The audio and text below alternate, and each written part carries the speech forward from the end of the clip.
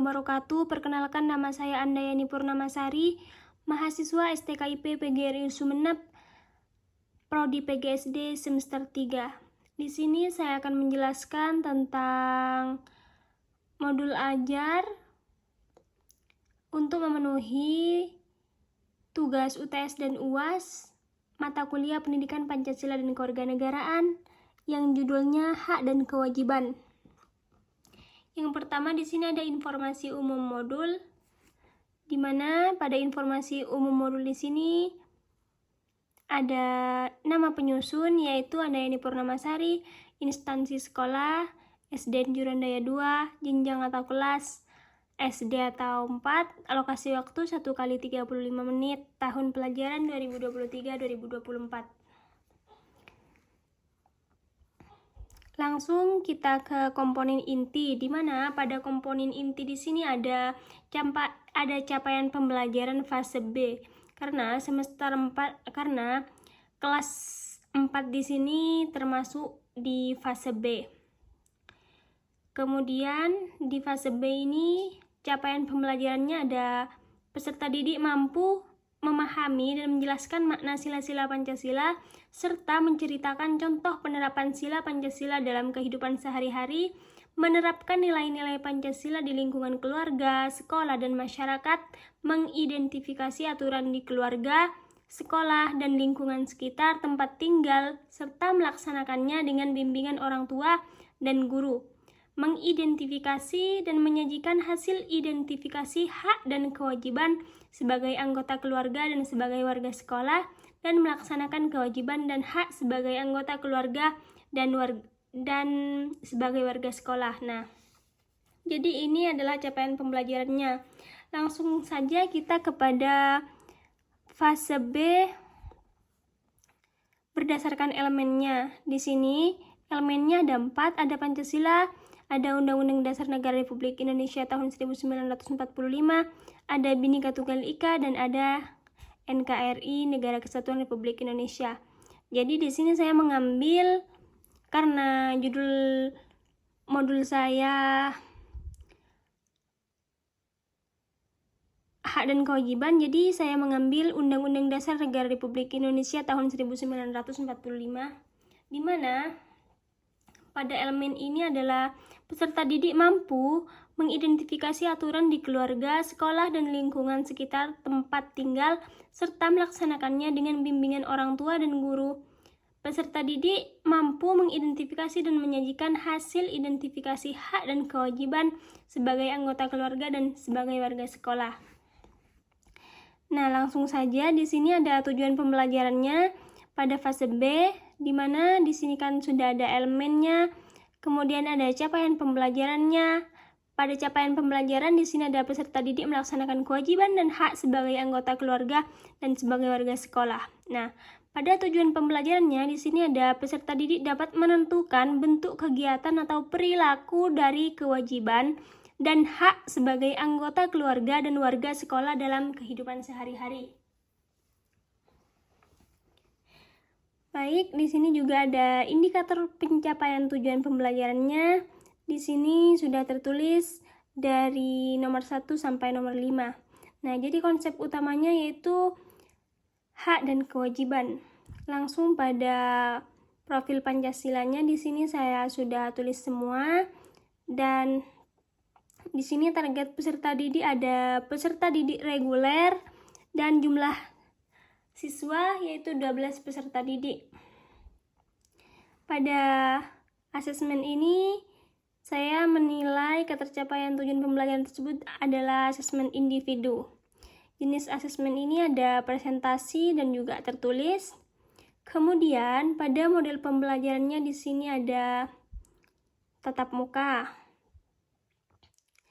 Dan juga ada ketersediaan materi, dan juga pada kegiatan pembelajaran utama atau pengaturan peserta didik ada individu dan juga kelompok. Dan pada kegiatan pembelajaran utama atau pengaturan peserta didik di sini ada individu atau kelompok. Metode dan model pembelajarannya ada ceramah, diskusi, dan presentasi. Pada media pembelajarannya ada laptop, buku siswa dan buku guru, juga jaringan internet, dan video pembelajaran yang berkaitan dengan penerapan hak dan kewajiban dalam kehidupan sehari-hari. Kemudian langsung kepada materi ajar, di mana di sini di materi ajar ini menjelaskan tentang kewajiban dan hak sebagai anggota keluarga dan juga warga sekolah. Di sini juga tertulis hak seorang anak sebagai anggota keluarga. Di antaranya ada 7, kemudian juga ada kewajiban seorang anak sebagai anggota keluarga dan hak seorang anak sebagai warga sekolah. Di sini sudah sampai pada materi penjelasannya. Nah, sumber belajar di sini ada sumber utamanya yaitu buku pendidikan Pancasila dan kewarganegaraan kelas 4 SD.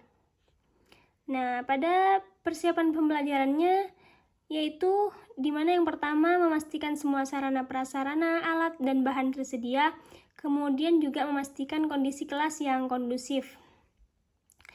Pada langkah-langkah kegiatan pembelajarannya di sini sudah tertulis dari angka 1 sampai 5 di mana sudah akan menyesuaikan tentang simulasi pembelajaran saya dengan kegiatan awal di sini. Di sini juga ada kegiatan inti dan di sini juga ada kegiatan penutup. Dan pada modul ini juga ada pelaksanaan asesmen, ada pengetahuan, ada keterampilan, ada pengayaan dan remedial, ada kriteria penilaian. Mungkin hanya itu penjelasan dari modul yang saya buat untuk memenuhi tugas mata kuliah Pendidikan Pancasila dan Kewarganegaraan. Selanjutnya mari kita simak videonya. Sekian, terima kasih. Assalamualaikum warahmatullahi wabarakatuh. Waalaikumsalam warahmatullahi wabarakatuh. Selamat pagi anak-anak. Pagi. Apa kabar hari ini? Baik. Gimana keadaan kalian? Sehat. Alhamdulillah.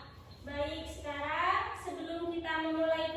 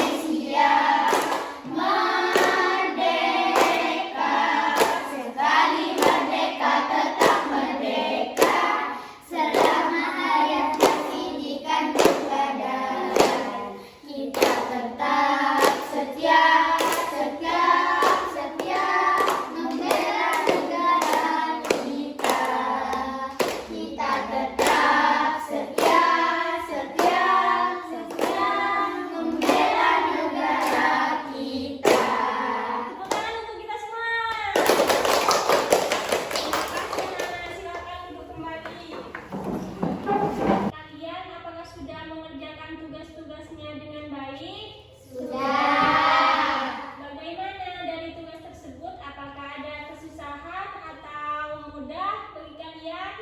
Ada yang susah, ada yang mudah, Bu. Baik. Jadi hari ini kita akan belajar tentang pendidikan Pancasila, yaitu hak dan kewajiban. Kita sebagai peserta didik atau sebagai anak mempunyai hak dan kewajiban yang harus dilaksanakan baik di rumah atau di sekolah ya. Di sini kita memakai elemen Undang-Undang Dasar Negara Republik Indonesia tahun 1945.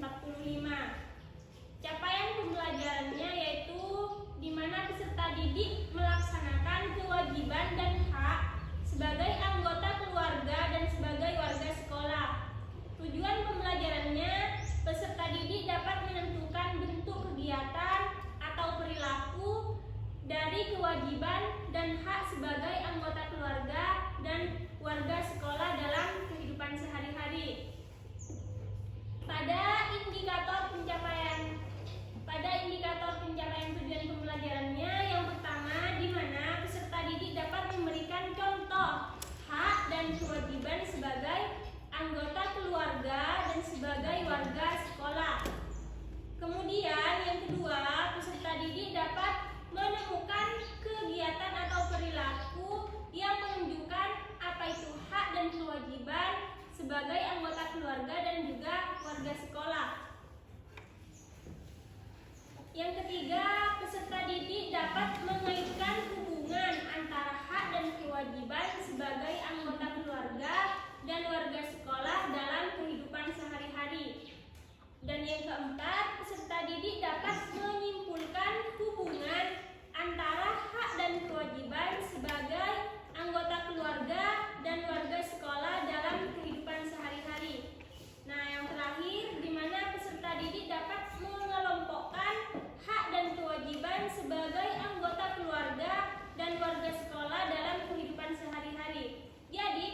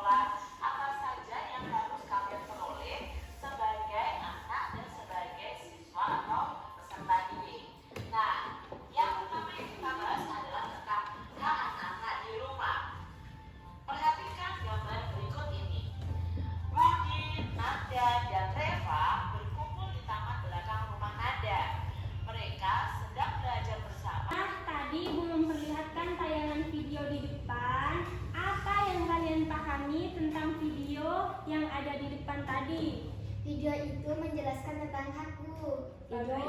Video itu menjelaskan tentang hak dan kewajiban, Bu. Bagus. Jadi kalian bisa memahami apa dan menyimak dengan seksama tentang video yang kita tayangkan di depan tadi. Setelah kalian menyimak video yang tadi, mari kita akan bagikan bahan ajar yang akan dipelajari pada hari ini dan juga LKPD yang sudah kalian pahami tentang video yang tadi.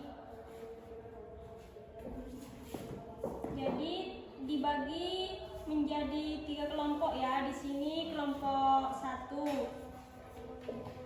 Berempat ini kelompok 1. Di sini kelompok 2.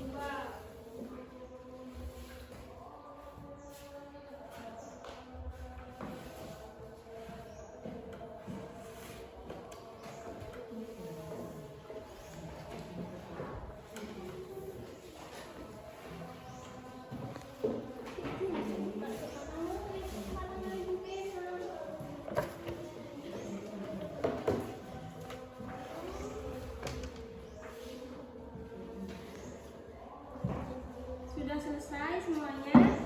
Mari kita mulai pembelajaran hari ini. Silahkan buka halaman 27 ya di bukunya masing-masing ya.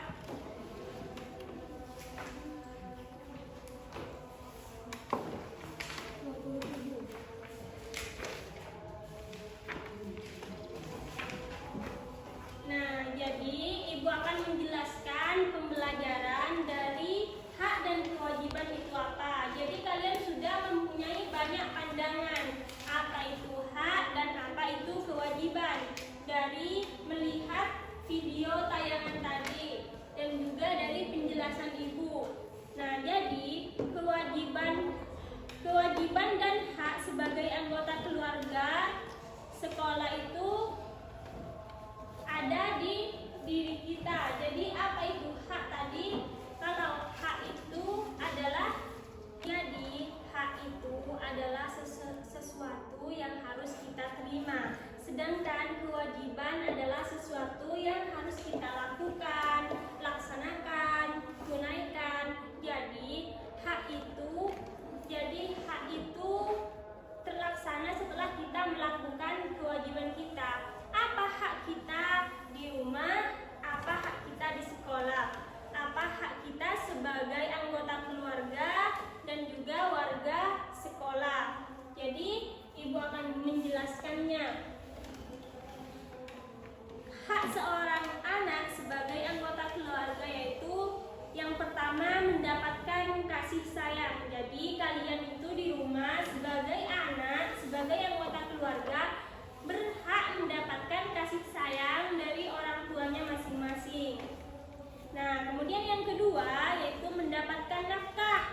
Apa itu nafkah? Berupa makanan, berupa sangun kalian. Kalau kalian mau sekolah, kalian dikasih sangun enggak sama orang tuanya, sama ibu dan bapak? Nah, itu termasuk hak kalian sebagai anggota keluarga, yaitu mendapatkan nafkah.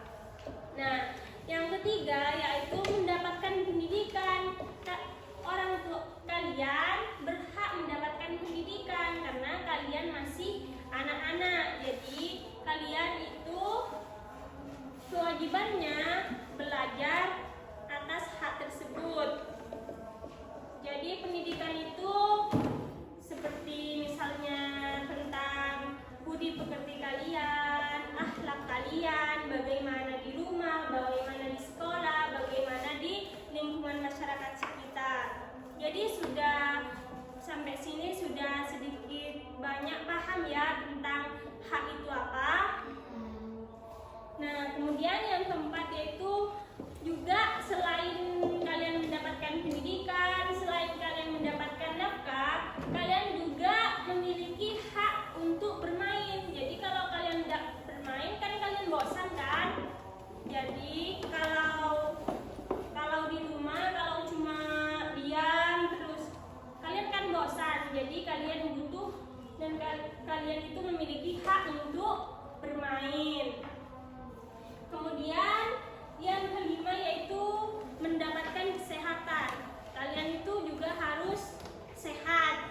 Itu termasuk hak kalian sebagai anggota keluarga. Nah, juga sebagai anak dan sebagai anggota keluarga, kalian juga memiliki hak berkomunikasi pada saat sedang berkumpul sama keluarga. Artinya, kalian bercerita sama ibu, sama bapak tentang kegiatan kalian sehari-hari, itu termasuk hak kalian. Nah, kemudian yang ketujuh, kalian diterima sebagai individu yang berbeda. Artinya apa? Kalian itu sebagai anak masih menjadi pendidik. Artinya jadi individu yang berbeda.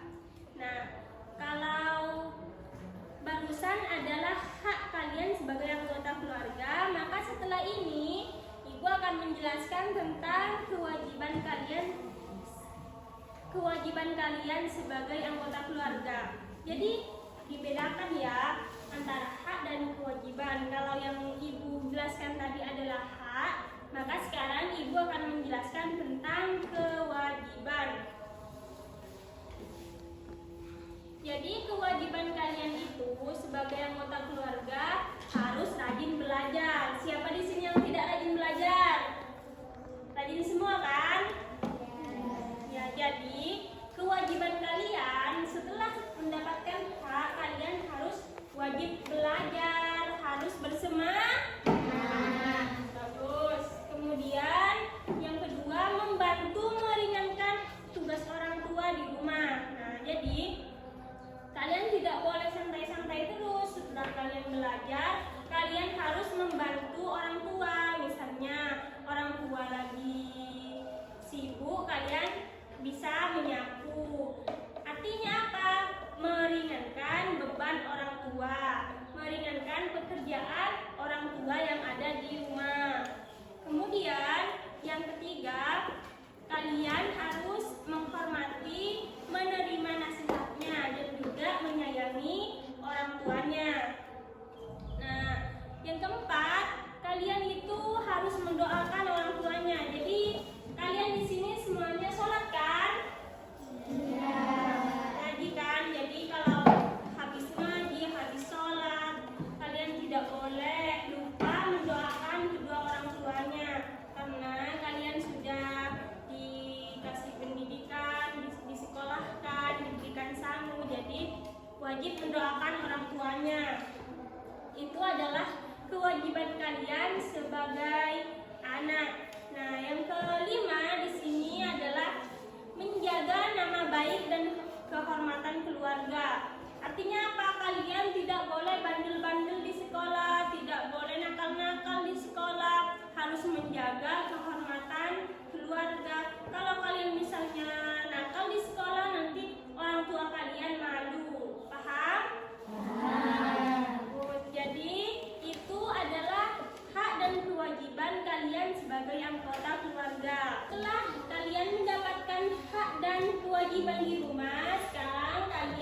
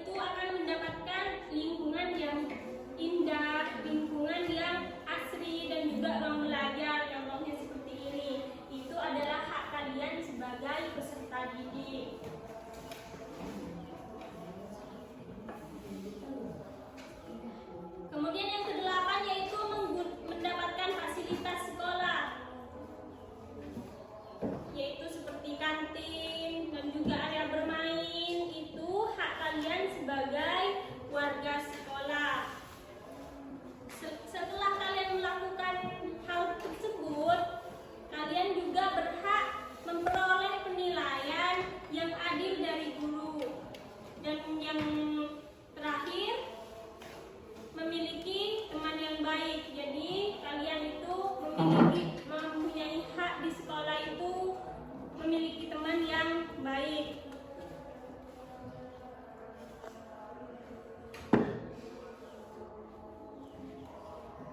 Jadi antara hak dan kewajiban harus seimbang, harus sama-sama ada.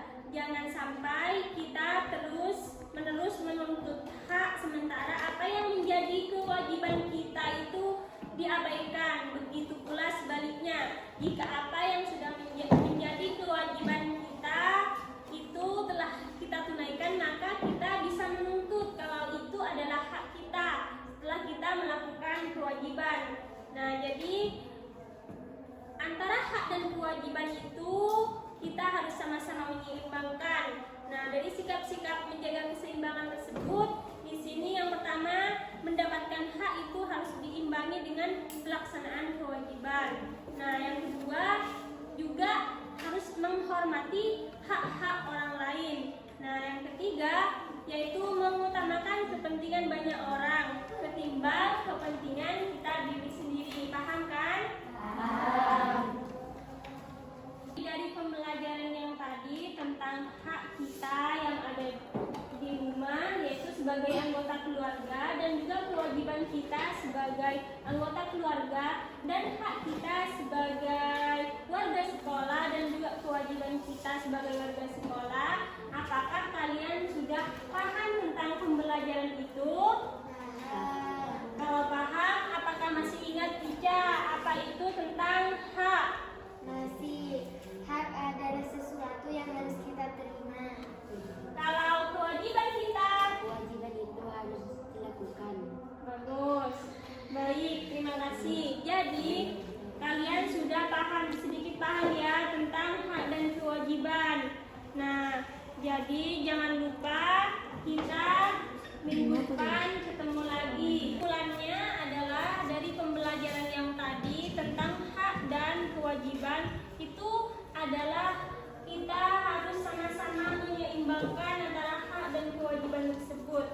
Apa kita harus menerima hak yang harus kita terima dan juga kewajiban kita yang harus kita lakukan. Di pembelajaran hari ini, sebelum kita pulang, marilah kita berdoa dipimpin oleh ketua kelasnya. Ayo kita dipimpin kita. Siap, mari kita berdoa bersama-sama mulai.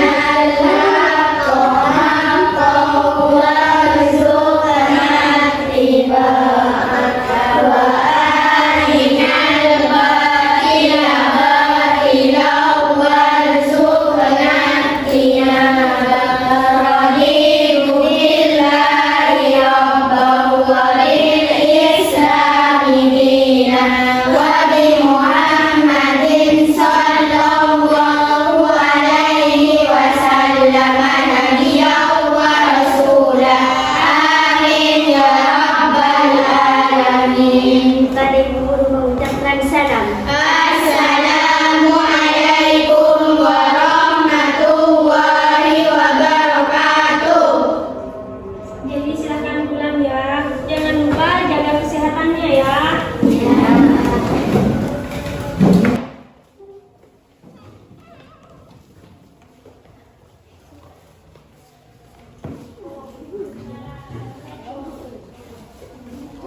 Ya.